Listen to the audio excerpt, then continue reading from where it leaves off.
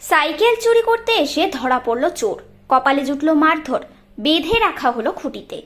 তমলুকের 13 নম্বর ওয়ার্ডে রামকৃষ্ণ মিশনের পাশেই সাইকেল চুরি করতে এসে ধরা পড়ল সাইকেল চোর। স্থানীয় বাসিন্দারা ধরে ফেলে খুঁটিতে বেঁধে রাখে ওই চোরকে।